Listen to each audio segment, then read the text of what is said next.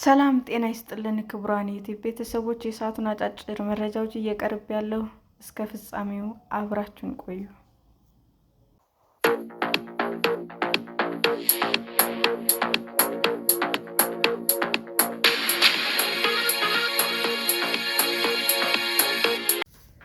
ቻይና ኤአይ ራሱን ከመጉዳት ጋር የተያያዙ ምክሮችን ለታዳጊዎች እንዳይሰጥ የሚከለክል ሕግ ልታወጣ ነው። ቻይና ለሕፃናት ደህንነት ጥበቃ የሚሰጡና የሰው ሰራሽ አስተውሎት ቻትቦቶች ራስን ለመጉዳት ወይም ለጥቃት የሚዳርጉ ምክሮች እንዳይሰጡ የሚከለክሉ አዳዲስ ጥብቅ ሕጎችን ይፋ አደረገች። የሀገሪቱ መንግስት ያዘጋጀው ረቂቅ ሕግ የቴክኖሎጂ ኩባንያዎቹ የሚያቀርቧቸው የኤአይ ሞዴሎች ቁማርን የሚያበረታቱ እንደሆኑ የማረጋገጥ ግዴታ እንዳለባቸውም ይደነግጋል። ይህንን ሕግ ያስተዋወቀችው በቻይና በዓለም ዙሪያ በርካታ ይፋ የሚደረጉ የኤአይ ቻትቦቶች ቁጥር በከፍተኛ መጠን መጨመሩን ተከትሎ ነው። ሕጉ ሲጸድቅ ቻይና ውስጥ ምርትና አገልግሎቶቻቸውን በሚያቀርቡ ሁሉም የኤአይ ኩባንያዎች ላይ ተግባራዊ ይሆናል። ይህ የቻይና ሕግ በደቀናቸው የደህንነት ስጋቶች ምክንያት ከፍተኛ ቁጥጥር የተደረገበት እና በፍጥነት እያደገ የመጣው ቴክኖሎጂ ለመቆጣጠር የተወሰደ ትልቅ እርምጃ ሆኗል። በቻይና የሳይበርስፔስ አስተዳዳሪ አማካኝነት ባለፈው ሳምንት መጨረሻ ይፋ የተደረገው ረቂቅ ሕጉ የሕፃናትን ደህንነት የሚያስጠብቁ እርምጃዎችንም አካቷል።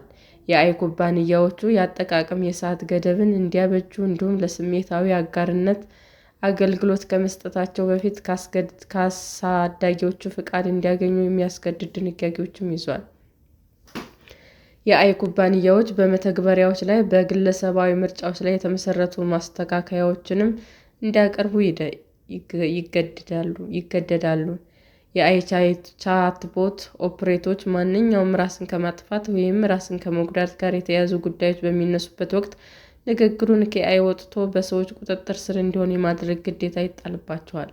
ወዲያውኑም ሁኔታውን ለተጠቃሚው አሳዳጊ ወይም አደጋ ጊዜ ተጠሪ ማሳወቅ ይኖርባቸዋል። የሰው ሰራሽ አስተውሎት አቅራቢዎች አገልግሎታቸውን ብሔራዊ ደህንነት አደጋ ላይ የሚጥል፣ ብሔራዊ ክብርንና ጥቅምን የሚጎዳ ወይም ብሔራዊ አንድነትን የሚያናጋ ይዘት እንዳያመነጩ ወይም እንዳያሰራጩ ማረጋገጥ እንደሚጠበቅባቸው መስሪያ ቤቱ ባወጣው መግለጫ አመልክቷል። መስሪያ ቤቱ ቴክኖሎጂውን ደህንነቱ የተጠበቀና አስተማማኝ እስከሆነ ድረስ የሰው ሰራሽ አስተውሎት መጠቀምን እንደሚያበረታታ ገልጿል። ተቋሙ በምሳሌነት ካነሳቸው የኤአይ አገልግሎቶች መካከል የአካባቢን ባህል ለማስተዋወቅና ለአረጋውያን አጋርነት ለመፍጠር የሚሉትም ይገኙበታል። በአውሮፓውያን 2025 ዲፕሲክ የተባለው የቻይና የኤአይ ኩባንያ ይፋ መደረጉን ተከትሎ በዓለም ዙሪያ መነጋገሪያ የሆነም ነበር። በዚህ ወር ደግሞ ዚአይ እና ሚአም ኤክስ የተባሉ ሁለት የቻይና ጅማሬ ቴክኖሎጂ ድርጅቶች የአክሲዮን ገበያ ውስጥ እንደሚገቡ ካስታወቁ በኋላ በድምሩ በ10 ሚሊዮን የሚቆጠሩ ተጠቃሚዎች ማግኘት ችለዋል።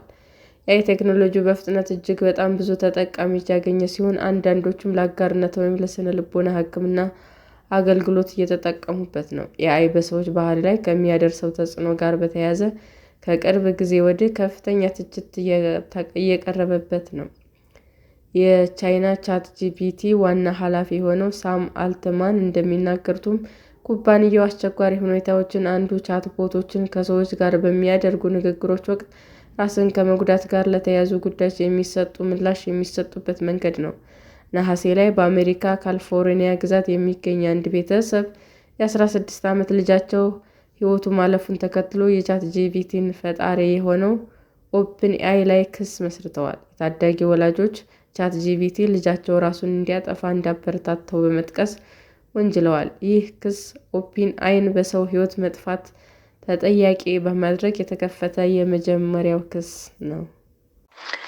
ሰላም ጤና ይስጥልን ውድ የዩቲዩብ ቤተሰቦቼ እንዴት ናችሁ? አዲስ ጀማሪ ነኝና ሰብስክራይብ ያደረጋችሁ አበረታቱኝ። አመሰግናለሁ። የዩቲዩብ አድማጮቻችን ለሰዓቱ ያቀረብኩላችሁ አጫጭር መረጃዎች ይህንን ይመስል ነበር። በሌላ መረጃ እስክንገናኝ ሼር፣ ላይክ፣ ሰብስክራይብ እንዲሁም ቢቀርብልን የምትሉት መረጃ ካለ ኮሜንት እያደረጋችሁ ቸር ቆዩን።